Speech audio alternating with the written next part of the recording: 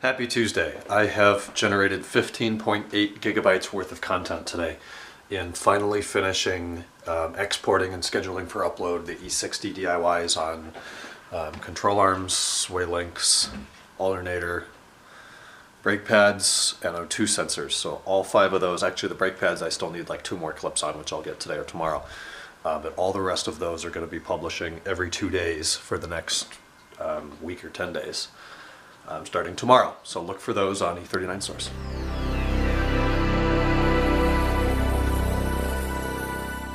Made it up to the shop. We've made 2 sales so far off the car that I'm about to show you.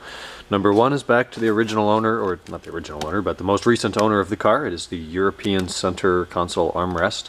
It's not leather, it's the extended whatever 540 would have had in Europe. So I've got that boxed up here. I'm just waiting to hear from him if he wants the hardware. I doubt it, because he's probably just going to do a direct swap for what he has, but I've got the screws if he wants it. So that's gone. And then Kenan wants some screws that were on the front. His car was in a minor front end accident a couple of years ago, and he needs some of these screws to correctly put that back together. So anyways, this is a 2002 model year, 11 of 01 production E39 M5 in sterling gray metallic, paint code 472, I now know. It was involved in a front right collision. Somebody pulled out in front of him when he was driving and locked him up, and unfortunately this happened. So the reason it's not being repaired, a couple things. It's 156,000 miles, which is kind of on the higher, the upper bound. It's already been in an accident that a previous owner put back together and did an okay job at. Not amazing. It's missing the Patrick Star and the belly pan. That may have been due to this most recent one, but definitely some stuff was missing before. And then I found screws like this holding together the front air boxes, which this is a wood screw, a self-tapping wide thread wood screw, Phillips head with 2 washers on it. That in no way is a BMW part. Same thing with this, I'm pretty sure. Very wide set, not self-tapping, but that just doesn't look like BMW hardware at all. So kind of jury-rigged up front, not bad. And this is the main reason. The frame rail is pretty well mangled on this side. Pulling the impact strut out of there was very difficult.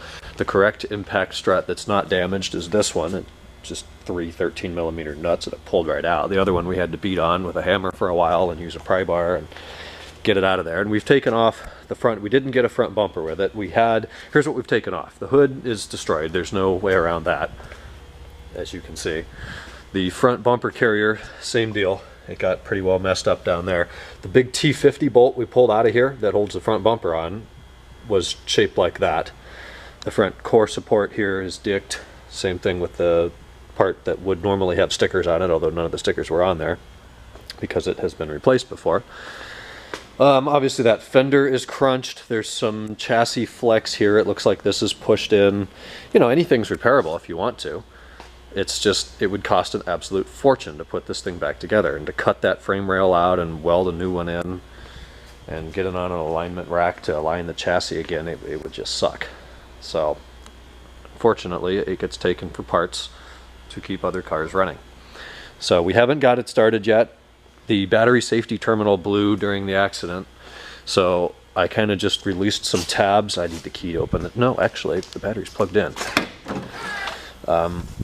Little dirty back here. This piece, I don't think this is an M5 piece because it doesn't have the pull handle, although there is a hole here where the pull handle would attach, and I did just find the pull handle with the little Phillips screw. So I don't know if that's how it's supposed to attach or not, but there's some weird stuff going on with the car that I'll show you later. It's a 2012 battery that I cannot get to take more than about 10.9 volts.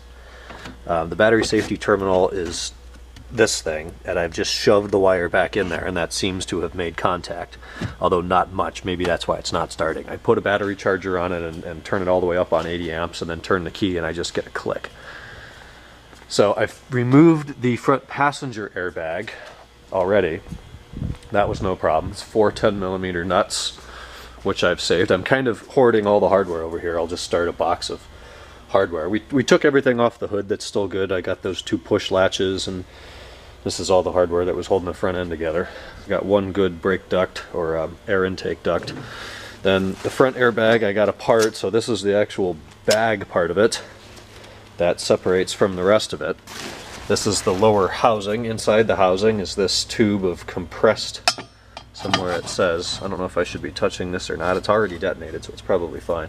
Compressed gases, flammable, air, hydrogen, may not be refilled, do not remove the product label. Yeah, I think all of this is just going to be trash. I will keep the hardware. These were the mounts that facilitated mounting it into the vehicle. Obviously this little thing blew open and it looks like it comes out. Is this still usable? The straps didn't break. I don't see why this wouldn't be usable still. I think it just presses back in here. And there's the wiring harness for the airbag. But that, having the airbag out, gives us a wonderful view of the fuses. And we even got some extra fuses that I found over here in the glove box. We got this book, and that's it. Very dirty owner's manual. And a couple spare green ones. How many amps are the green ones? 30 amps. 30 amp fuses. So, it's an 02 with a luxury interior. That would mean full leather. This is not full leather. The upper dash is not, the lower dash is not, the glove box is not. The door panels are not full leather. These are not the original door panels that came with this car. They're in very nice condition, but they are base 5 series door panels. You know, this is leather. Not the highest quality leather, but that is leather. This armrest is not, and it should be on an M5, even if it weren't a full leather M5. But then we get over here, the center console. This has also been replaced. That's not leather. As I mentioned, the Euro tray was not. This piece here and this piece here are leather. I'm pretty sure. I think, because mine are carpet. I don't think they made those in vinyl. They were either carpet or leather. So I think those are the only full leather pieces remaining. The lower B pillars are vinyl. The steering column is vinyl, I'm pretty sure, or plastic. Yeah, it says plastic. Unfortunately, this is cracked. It's got a great 16:9 that works really well. It's got those upgraded buttons that I think glow orange. It's got a ZHP shifter knob, not in amazing shape. A non-M5 boot.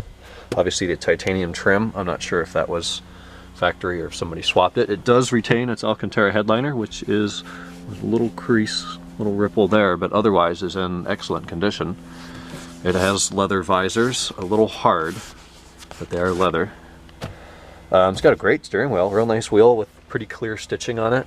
Not too much grease buildup, but I can't get the freaking airbag out. Now, I've taken these airbags out many times before. You put a screwdriver over here, you feel for the release, you press the release, and you pull the bag out. But since this is detonated, see how it's like sticking out too far? I cannot get it to pull out, I cannot get it to push in. I don't know what's going on with that. But something's dicked and I can't get the airbag out. And I really want to, because one, it looks bad, and two, we're going to want to sell this wheel, and I can't take the wheel off until I get the airbag out. The mirror, it's a little bit dirty, but no bubble, real nice mirror. We are missing the one side piece of trim here. This one should just pop off or fall off. And it does not have any broken tabs, or does it? It does, kind of. Half of that one's broken. Still attached, but not tight. I don't know where the other half is. Look in the back. This door handle feels weird. I don't know why. It feels very different than mine. This trim on here is all shot. Luke had to replace that. All the door sills are here, and they seem to be in pretty good shape. I haven't had a chance to clean this up yet, so I don't 100% know what I'm working with. The rear seats show a little bit of wear, not bad. 2 of the 3 rear headrests are missing, which is bizarre. I don't know what happened to those. Same thing with the door panels back here. Nice Titan trim.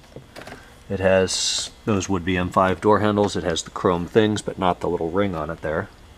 Can't find any rust on this car. It's been a California car its entire life until it went to Nevada for a little bit. There's no gas cap rust. Just dirty. It's been out in the Nevada desert. It's got tinted tails. It's not like a film or anything on there. These are the actual Hella ones that somebody bought, which were very expensive, and I'm pretty sure they work. Mark III, no CD changer, amp, BM53. I think it would be a BM53. BMW Business BM, that should say 53, and this is the 919080 part number. 080, that sounds early. That probably doesn't do aux, which means that's worth nothing, unfortunately. It's got home link. It's got 65s, genuine BMW style 65s, that appear to be in stellar condition. Minor curbing around that lip. The rotors look almost new. Look at that, look at the hat. It looks really nice. Same with the front. It's got a ton of tread on these rear tires. These are Michelin Pilot Super Sports in what I believe to be the stock size. 275/35/18, yeah, that's correct. Same deal in the front, although they said something weird on them. It says Pilot Super Sport Mo. M-O, what does that mean? Or do mine say that and I don't even know? But I've never seen that, I don't think. Made the 20th week of 2017 in 245/40/018, so that's a factory size. This fender over here, it's dirty, but it's not damaged, it looks good. This airbox was trashed. I took that out and got rid of it. The hood struts even worked. I disconnected those, obviously, to get the hood off. The cowl's not too bad. Here's the wires for the heated washer jets. The windshield was replaced like a year ago. I got some service records from the previous owner. It's a Pilkington, obviously that's worth nothing now. Engine's a little dirty. The thing's broken off this box where the hood sensor's not even here. It would normally plug into that. Pretty sure this car was quite well taken care of though. It's got clean air filters in it. The power steering fluid looked nice and red. Good tires and brakes all around. It's had its expansion tank replaced and is low on fluid, but it was not damaged badly enough that it broke the radiator or a tank, and at least it hasn't leaked out. And according to the previous owner, the rod bearings were replaced at 140,000 miles, which would mean about 16,000 miles ago. However, I have no service documents that definitively prove that. It's a claim from the previous owner who had been trustworthy in every other sense, but I don't have a document from a dealership or a shop with this VIN of the car and a date and listed miles, which isn't ideal, but supposedly they've been done. So seeing as I got that airbag out, I think I'm just going to try to work on this one some more, see if I can get anywhere with it. I think that either doesn't work or the battery charge is too low. All of this stuff's barely moving. I'm just looking for seat twist, and neither one of these front seats have it. Seemingly all of the motors work. Yeah, even those work. And it's an 1101. This is a nice panel here. There's not enough battery power to do anything. That mirror seems to fold okay, slowly due to the battery. This one does not. It's just making a bunch of noise and is very loose, so that's unfortunate. My favorite color, one of on the F10 M5, Space Gray. Something tells me we're in the lose. Are we in the lose? Yep. Alright, good night. Okay, so the meat and potatoes of today's vlog was giving you a tour of the Sterling M5. If any of you have any questions or comments or demand for any of the parts that are in that car, I would be happy to work with you, of course. So far, we've only sold a couple of bolts on the front from Canon, our #1 client, which is fun. And number 2, the most recent owner of the car wanted a center console back. So that's all that's gone. Everything else still exists. I don't think I filmed afterwards, after that initial like 7-minute clip with a couple cuts. But picture this as the Sterling, as much as I don't want to. I did remove this fender. There's like 5 Torx bolts up here and then a couple 10s over here, and I pulled the fender liner and the wheel off and then took the fender off since it was crunched and it's worth nothing. And I found out that it has fairly thick, like as thick as your little finger or more, ECS tuning branded spacers on the front and long lug bolts. So I don't know if those really have any value yet. And then it also has Bilstein coilovers all the way around the car. Blue springs around a, they're not progressive springs. They're, what's the opposite of progressive springs? Linear springs? They're just blue linear coil springs on the front and rear wrapped around an adjustable coilover that seems to be set at approximately stock height. And looking at my car now in comparison, I guess the front wheels do kind of sit in a little bit from the fender. If I go down from the vertex of the fender, I then have to go in towards the center of the car to hit the wheel. And those ECS spacers would kick the wheel out a little bit. I don't know how that would affect alignment, but it would push the wheel out to be flush and would then also cover the side of the car in dirt and grass and pebbles and water and whatever else you run over. Anyways, all of that stuff's available. Neither headlight's any good, but there's definitely some goodies on the car. So if anybody wants anything, you know how to contact me. You can email Ryan at e39source.com or leave a comment, whatever you want.